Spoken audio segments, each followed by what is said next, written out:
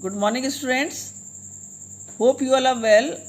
Welcome back to your chemistry class. You know that your chapter is done. So today we will do the exercise question answers of your NCERT book. So first question, and these questions are just based on your understanding. If you have done the chapter nicely, if you have understood the chapter, you have studied all the techniques and all which are given in the chapter, it is quite easy to solve these questions. See, first question is, which separation technique will you apply for the separation of the following? Sodium chloride from its solution in water. You know that sodium chloride is the salt, common salt which you use daily in your cooking also. So this from its solution in water, you know that it makes a true solution. And if a true solution or if a homogeneous mixture of sodium chloride is there, you can just evaporate it, evaporate the water and you get the sodium chloride. So which technique will be used here? Evaporation. Next is ammonium chloride from a mixture containing sodium chloride and ammonium chloride. You have done this activity and you know that ammonium chloride is a sublime solid. It directly changes to gaseous state. So whenever sublimes are there, sublimation is the process which is used for separating the substances. Small pieces of metal in the engine oil of a car. This is what? Filtration technique, because small pieces are there. Simple filter if you do, the metal pieces will be separated out from engine oil.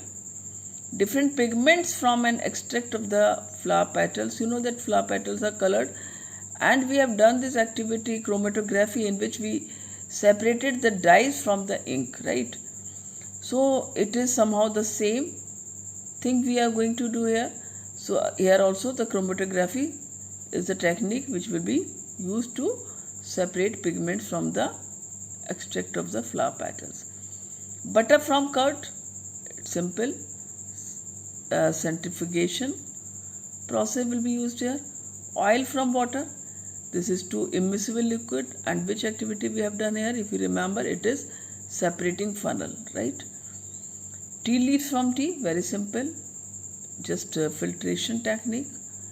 Iron piece from sand, it is just by using magnet you can separate the iron pins from the sand. Then wheat grains from husk, it is simply winnowing or the sieving process can be used here.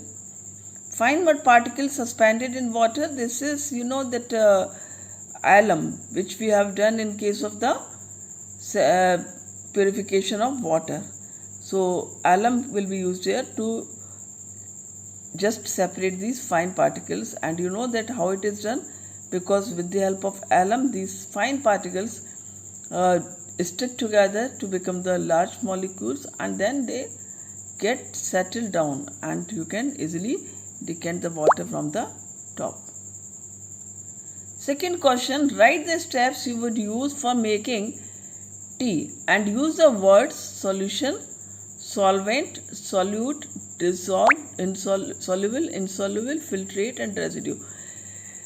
Students, here what you have to do, everybody I think among you people, mostly all students know how to make tea, but you have to use here the words rather than the tea, milk, water, sugar and tea leaves. Rather than these words, you have to use the words which are given here, like solution, solvent.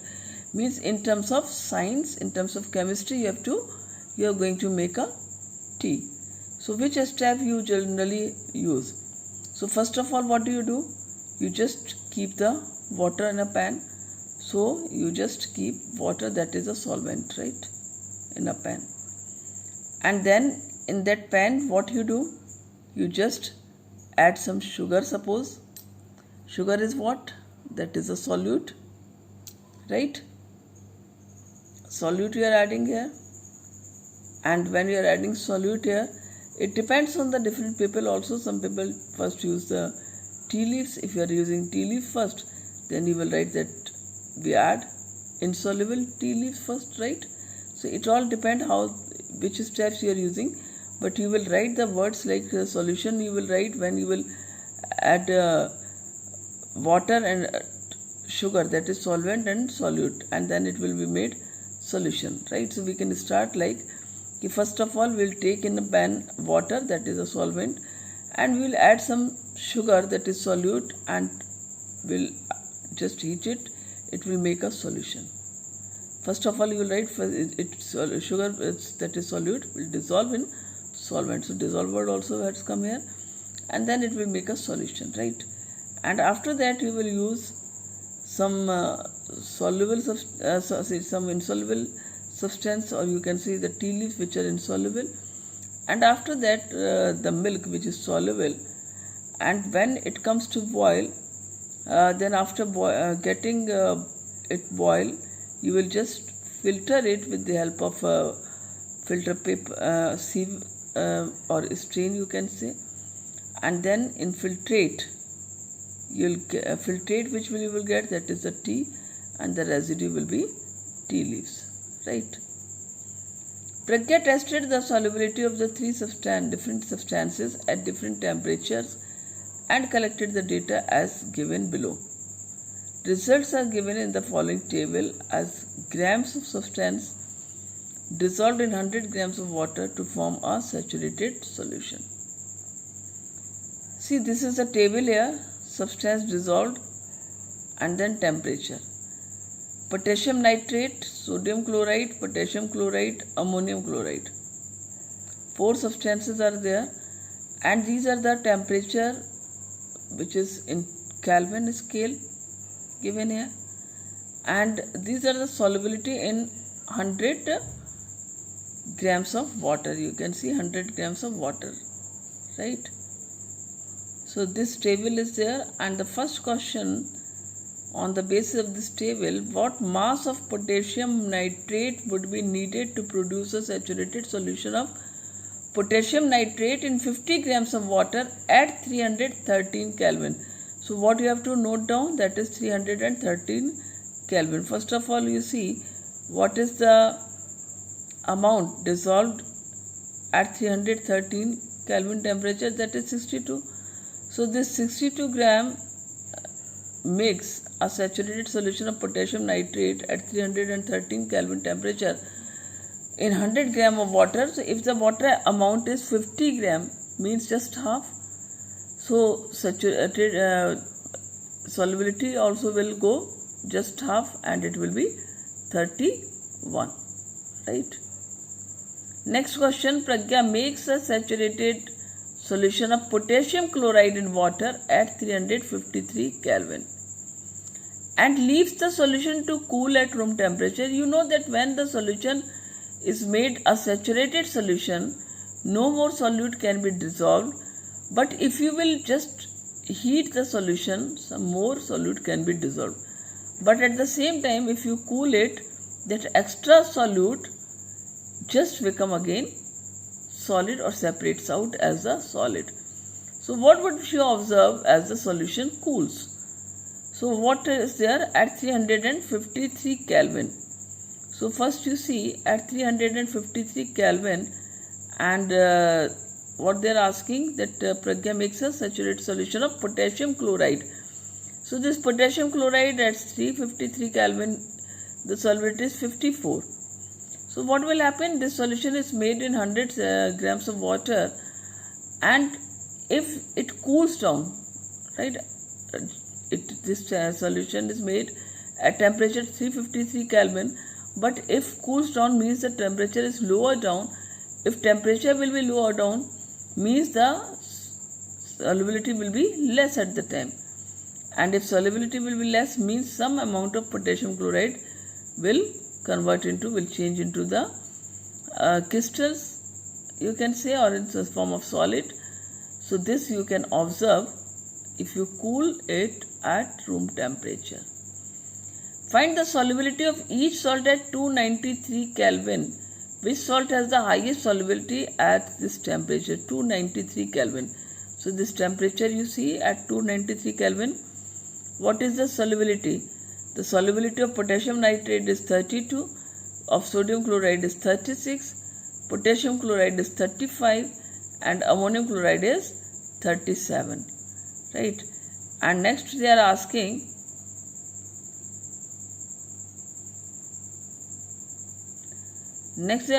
which salt has the highest solubility. So highest solubility is of ammonium chloride, 37 it is, right? Next question, what is the effect of temperature on the solubility of the salt? Definitely temperature affects on the solubility. If temperature will be more, the solubility increases. If temperature is less, solubility of a salt decreases. Next question, explain the following given example. You can write these all. Saturated solution, what is saturated solution, pure substance, these all definitions already you know. Saturated solution, pure substance, colloid and suspension. So you can write these answers with the help of the video or from your book. Next question is, classify each of the following as homogeneous or heterogeneous mixture. You can do this also very easily, though I am just telling. Soda water, is it a homogeneous or the heterogeneous? It is homogeneous. Wood is heterogeneous. Air is homogeneous again. Soil is heterogeneous. Vinegar is homogeneous. Filtered tea is also homogeneous. How would you confirm that a colorless liquid given to you is pure water? As far as the pure water is concerned, its boiling point should be always 100 degrees centigrade Celsius and the melting point is 0 degrees Celsius. So to check whether the water is pure or impure, if impurities are there, if impurities are there in water, then boiling point will shift it. It will be shifted, it can be more, right? So if it is pure substance, if it is pure water, then its boiling point will be exact 100 degrees Celsius and the melting point will be exact 0 degrees Celsius. So that same you will do, you will boil the water. If it comes 100 degrees Celsius, means it is a pure water. Which of the following materials fall in the category of a pure substance? Now you see here some substances are given: ice, milk, iron, hydrochloric acid, calcium oxide, mercury, brick, wood, air. So in pure substances means either it will be element or the compound, and pure element or the compound. So ice is pure substance, it's water, right? Then iron is pure substance. Then calcium oxide is pure substance. Hydrochloric acid, because it is the hydrogen chloride gas which is made in water, so it will not be considered as a pure substance. Then calcium oxide is pure substance, mercury is pure substance, right? And others are not in the category of pure substances.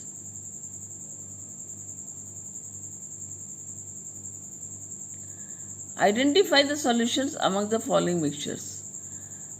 It is again very simple: soil, seawater, air, coal, soda water. So solutions you have to see.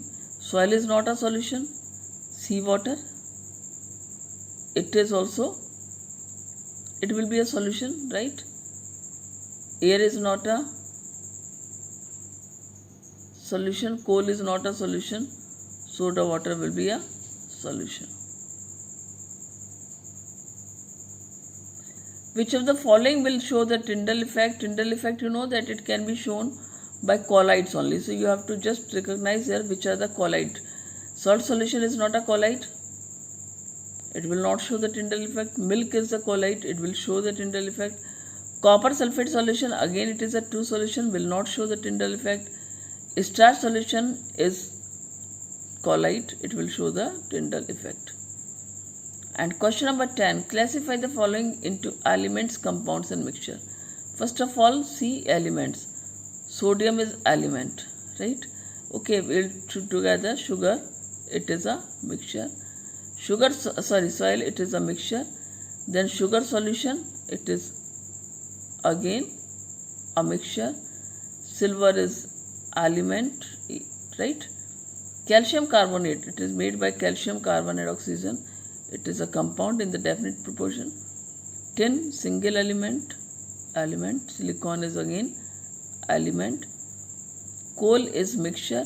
Air is mixture. Soap is mixture. Methane is a compound, CH4. Carbon dioxide, CO2, it is also a compound. Blood is also a mixture. And the last question is, which of the following are the chemical changes? So here you know that chemical changes are those changes which are the permanent changes which cannot be reversed by the physical means, right? So here you have to see which are the chemical changes. Growth of a plant, yes, it is a chemical change. You cannot change the plant into a just new seedling. Rusting of iron, it is again a chemical change. Mixing of iron, filling and sand, no, it is a physical change. Cooking of food, again chemical change. Digestion of food, again chemical change. Freezing of water, physical change.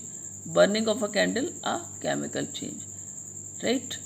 Because in digestion of food, the food gets digested and changes into the simpler substances. Burning of candle, again it changes to release some gases and all through the smoke. So this is again a chemical change. So in this way you have done all the question answer. Students, you all will do this work in your copies, and by tomorrow you will submit your copies. You will send your copies on the WhatsApp number of mine. Thank you. Have a great day.